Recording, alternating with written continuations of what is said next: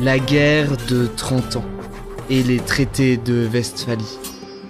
En 1618, un conflit se déclenche en Bohême, dans le Saint-Empire romain germanique, pour des raisons religieuses et politiques. Il provoque une guerre impliquant la plupart des pays européens. Elle dévaste les principautés du Saint-Empire pendant 3 décennies, coûte la vie à environ 3 millions de personnes.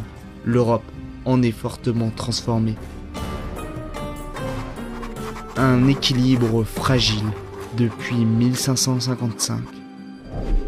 À la suite de la réforme protestante initiée par Martin Luther et des divisions entre catholiques et protestants, le Saint-Empire romain germanique a trouvé un équilibre grâce à la paix d'Augsbourg de 1555. L'empereur laisse aux princes allemands le libre choix de leur religion, catholique ou luthérienne, qui devient alors la religion de la principauté.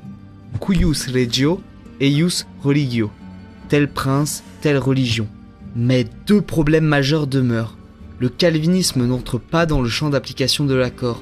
De plus, la question de la propriété des biens du clergé est un sujet de conflit. 1618. Le déclenchement de la guerre.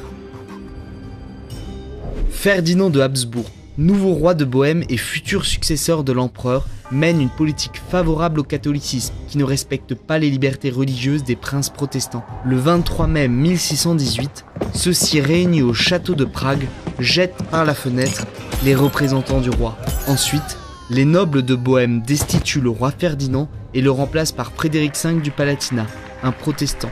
Le conflit militaire commence, avec d'un côté les forces autrichiennes des Habsbourg, de l'autre les protestants de Bohême et du Palatinat. En 1625, le conflit devient une guerre européenne. Grâce à sa victoire lors de la bataille de la Montagne Blanche, Ferdinand a entrepris la reconquête catholique de la Bohême par la force. Cette politique entraîne l'extension de la guerre dans le reste de l'Empire. Puis, à l'extérieur, lorsque le roi Christian IV de Danemark décide en 1625 de venir au secours des protestants. Face au succès militaire de l'empereur, le roi de Suède, Gustave Adolphe, protestant, intervient à son tour à partir de 1629 pour protéger ses coreligionnaires, mais aussi pour agrandir son territoire le long de la mer Baltique. La France catholique soutient financièrement la Suède. En 1635, elle décide à son tour d'entrer en guerre, non pas pour des raisons religieuses, mais parce qu'elle se sent encerclée par la puissance de la famille des Habsbourg qui règne à la fois sur le Saint-Empire et sur l'Espagne. L'épuisement des belligérants ouvre la voie aux négociations. Cette guerre qui dure a un coût. Elle épuise les forces militaires comme les ressources financières. Les pays allemands sont ruinés et ils ont subi pillage et destruction par des troupes composées majoritairement de mercenaires qui vivent de l'argent et de la nourriture volée aux populations. La guerre s'accompagne de mouvements migratoires, de famines, de maladies et d'épidémies. La population de l'Europe centrale diminue de 30% entre le début et la fin de la guerre, les pertes atteignant 65% dans certaines régions. Des négociations de paix s'ouvrent en 1644, mais elles sont difficiles. Les diplomates de l'empereur négocient d'un côté à Münster avec les princes catholiques et la France, de l'autre à Osnabrück avec les princes protestants et la Suède. 4 ans plus tard, les belligérants parviennent à signer 2 traités de paix qui entrent en vigueur en octobre 1648.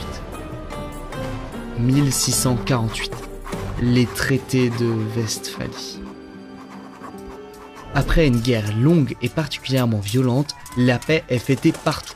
Les négociations ont pour but d'instaurer une paix durable en réglant les 2 problèmes majeurs qui ont nourri la guerre, les conflits religieux.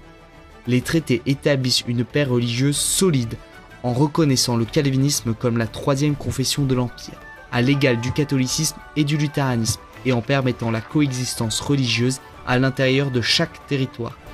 Les rivalités politiques. Les traités redéfinissent le fonctionnement du Saint-Empire en réduisant les pouvoirs de l'empereur et en accordant à chaque État le droit de gérer ses affaires de manière indépendante et de conclure des alliances. La France et la Suède sont les protecteurs de la paix et de la liberté des princes dans l'Empire. Les traités de Westphalie ne mettent pas fin à toutes les violences, puisqu'une guerre se poursuit entre la France et l'Espagne jusqu'en 1659.